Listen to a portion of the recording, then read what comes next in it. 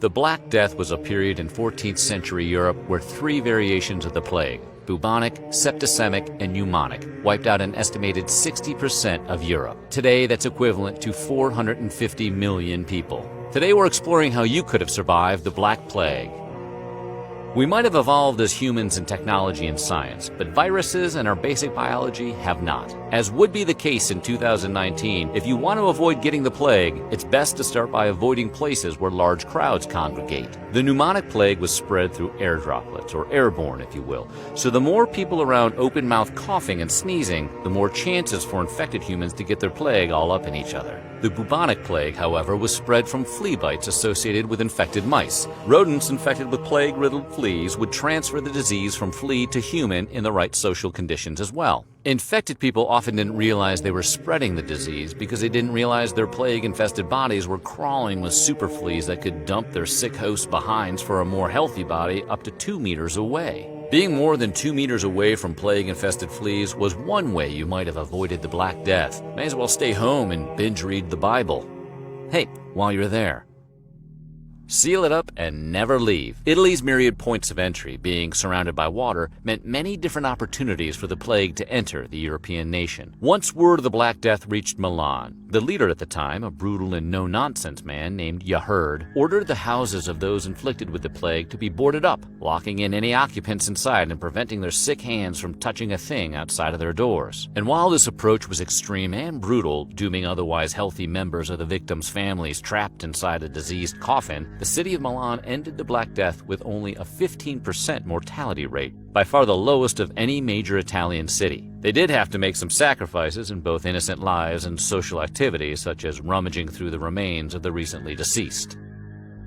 Italy may be known for its yummy lasagna, but man, did one Florentine writer paint a real delicious picture of what the streets of Florence were like during this time. Mass burial sites were layered with victims and dirt, akin to one making lasagna with layers of pasta and cheese. Exposure to the plague, even from the deceased, could soon turn you into an ingredient of this nightmare lasagna, so loved ones often would abandon their dead into the streets without burial.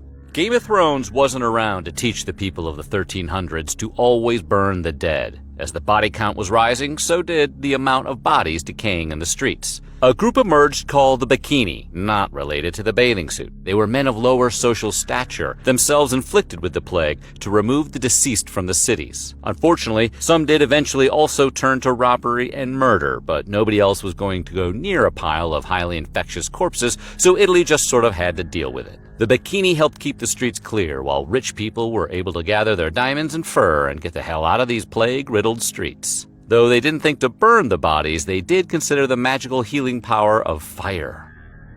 One notable survivor of the plague was Pope Clement IV, despite the fact that a whopping one-third of the cardinals in Avignon, where the Pope lived, succumbed to the disease. Doctors had advised Pope Clement to sit in a ring of fire in order to avoid contracting the disease. And it worked. He was never infected. Rats saw the ring of fire around an otherwise healthy body and said, "No thanks, man," and kept scurrying around for more convenient, less flammable targets with fewer obstacles. And human beings, too, tend to avoid walking into a ring of fire in order to conversate with the Pope. In 1666, the Devil's Year, the Great Fire of London decimated the city, but it also killed off a large population of rats and fleas, who were conduits of the bubonic plague.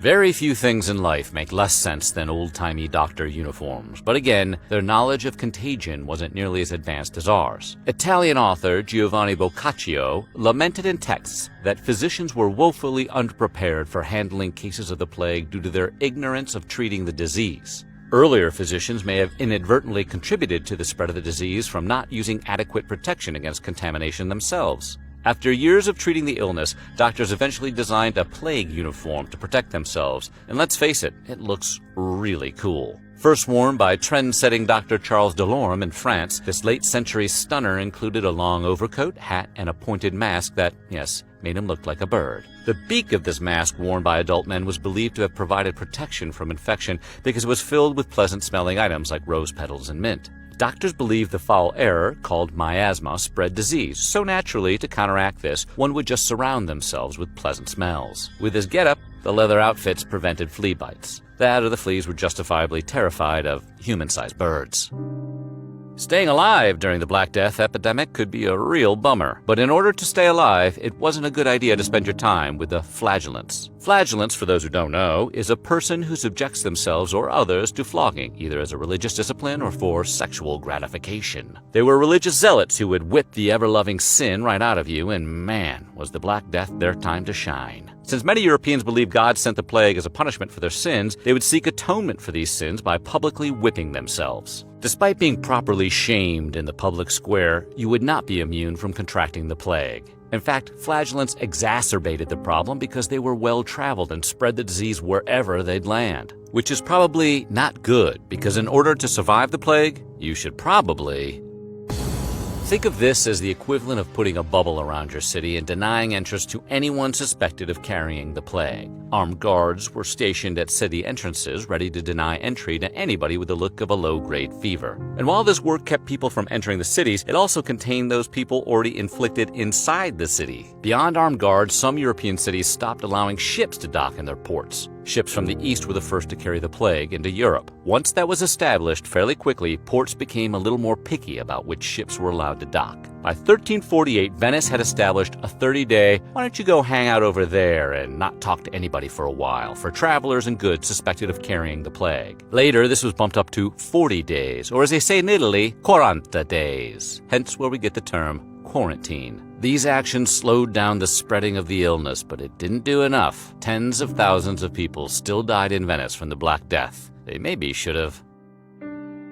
Plague law is the law. We're talking no ships, sealing up homes, and curfews. Several European cities went full martial law when it came to combating the spread of the disease, and with a mortality rate of 80%, who can blame them? Landlocked Pistoia in northern Italy couldn't very well turn away ships and close down ports, but they could load up the restrictions on imports, exports, travel in general, trading in markets, and funerals. But Pistoia still lost a jaw-dropping 70% of its inhabitants.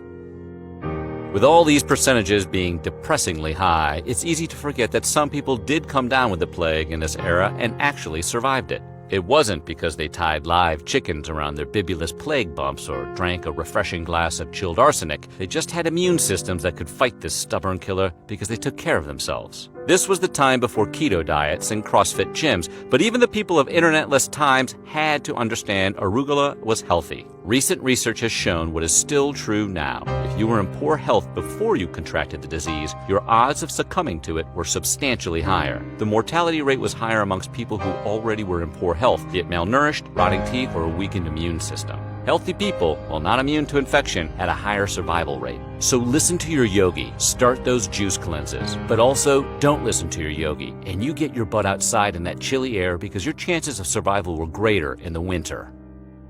Unlike our modern-day flu and common colds, the plague prefers a more tepid climate, showing up in greater numbers during the warmer summer and spring seasons. In fact, the plague was nearly non-existent in the winter, just like today when it's always fishy when Brenda calls in sick for the flu in July. But if you wanted to survive an epidemic of end times proportions, you could always pack up the kids and move to Norway. Unfortunately, the plague eventually evolved to be all, maybe I do like cold weather, you losers, and spread to all of Europe, including icy cold Norway, which had 30 plague outbreaks alone between 1348 and 1654, none during the winter. The plague likes to keep us guessing. I wonder if the people of the 14th century thought about being born with immunity. Because, oh yes, there was a genetic immunity. Some people get ageless skin, some people get crystal blue eyes, and some get genetic immunity to a disease with an 80% mortality rate that took a big bite out of Europe's ass. The Roma people in particular had certain gene clusters that protected them from becoming sick. Researchers found several genes actually that may have protected certain people from coming down with the plague. Lucky Roma, though not completely. They could still contract the illness, but there was a genetic variation that triggered an immune response to Yersinia pestis, the bacteria that was doing all of this population wiping of a continent of people. As established earlier, the Europeans believed full-heartedly two demonstrably false assumptions about the spread of this disease. Number one, the thick stench of sick permeating the atmosphere was the physical embodiment of the disease itself. While the disease was airborne, it, of course, doesn't technically have a smell itself. And number two, this was all happening because God was mad as hell because of all the sin. There was no TV yet. Of course, there was rampant sin. Do you know how boring 1328 was? They also didn't have books or research or the knowledge we have now thanks to the lessons learned during that time with how diseases spread. They can be forgiven for avoiding extremely foul air and picking up an extra rosary bead or two. And if that didn't work, my favorite tip for how to survive the plague? The screw it.